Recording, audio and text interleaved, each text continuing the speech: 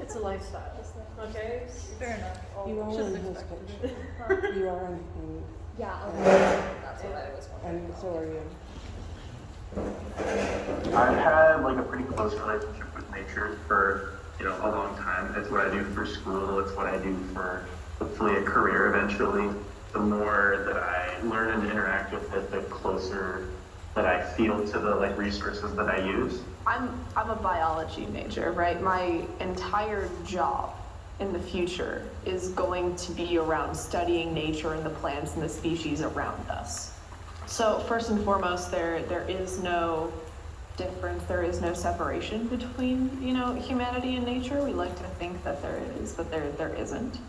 Every single day I go to school, I learn about cells and ecology and all the things that are around us, because ultimately that's what biology is, the science of the stuff that's around us. So yeah, there is no separation, at least not for me, because it is my life. I always think of nature as anything that isn't man-made, but man is made by nature, and man makes so much stuff. I feel like where's the line between nature and what's man-made is my main thing. And also, I feel bad for it. I feel very bad for the state of nature right now, and as a whole.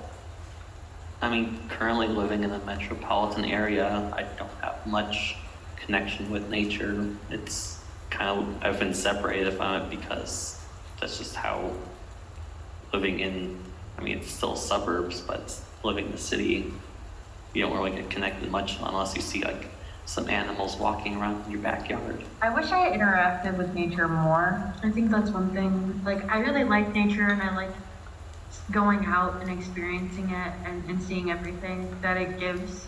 And it feels like there's not enough time in the day to like really appreciate what it gives.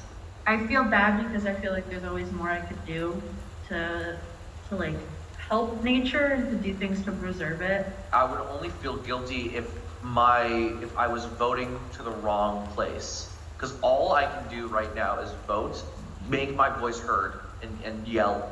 That's the best we can do. It's dire. It's very, very dire. I get frustrated, and I get an extreme sense of existential dread just from not necessarily guilt, but from not being able to do anything about it. Because ultimately, yeah, you can make little surface level changes, but those surface level changes are a drop in the sea that like big corporations are doing. Individual actions, even at a large scale, are nothing compared to what is being caused by the corporations that are out there that are polluting the environment just so that they can make a few more bucks. And unless you like completely go off the grid and build your entire house livelihood yourself, I think that's a really difficult thing to do for most people. So unless you can achieve like a complete like net zero, I think it's hard to have every piece of food that you eat, every item that you buy be completely without an impact. But I think there's always ways that we can improve on a smaller scale. So thinking about that, I think, is perhaps a little easier than like trying to completely change everything. Our government uses our resources awfully. The mistreatment of nature in itself, and how we just abuse and take and take and take until we're satisfied. But with like the growing population, it's never the need and desire to have more and more is never going to be satisfied. Either we're going to have to do a really big change, like there's going to have to be a change, and I hope it's our generation can kind of change what's going on, but it just kind of seems like a really big down spiral of ripping everything up from the ground and using it for our benefit, and then not taking care of it and putting life back into it. I am extremely scared. Even as I look towards like my jobs in the future, I'm thinking about, okay, which of these places are going to be climate change stable? I can't like move to any kind of coastal city because the like sea levels are going to rise.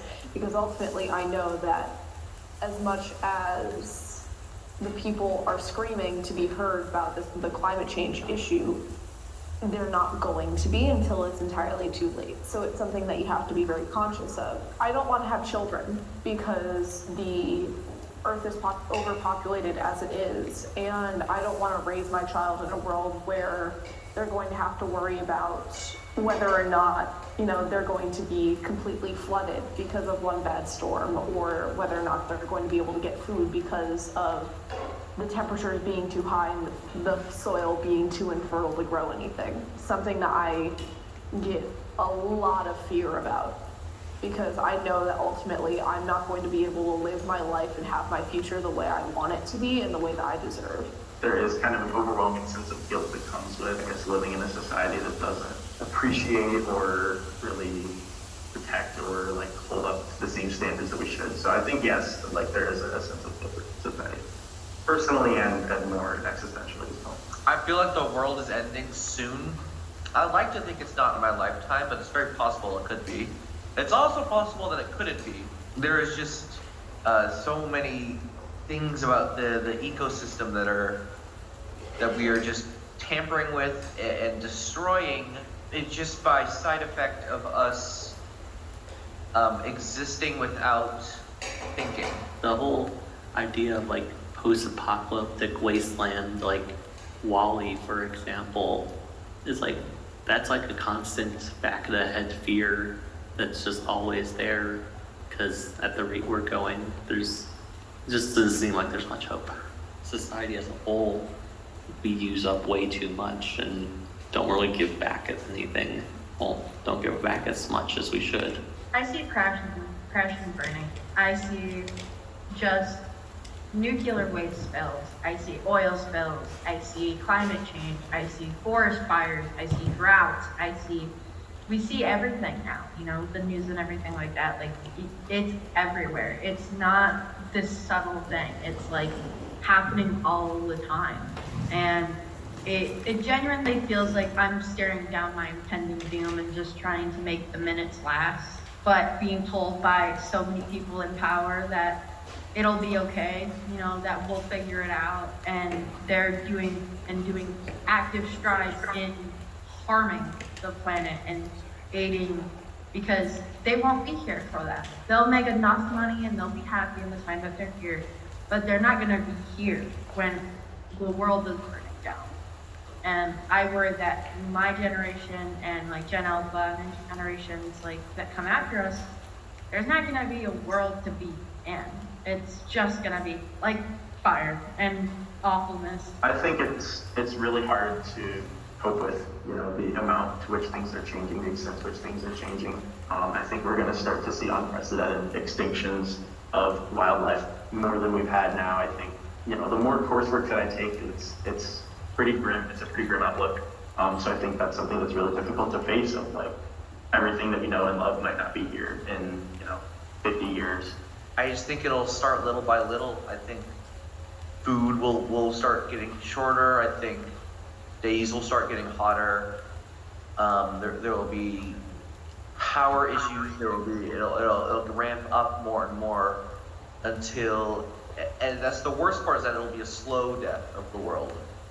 It won't be bomb drop, fallout kind of death. It'll be a very, very slow and painful death for the world. And I really hope I die before that happens. I really hope I'm far, far in the ground before that happens, but there's no guarantee.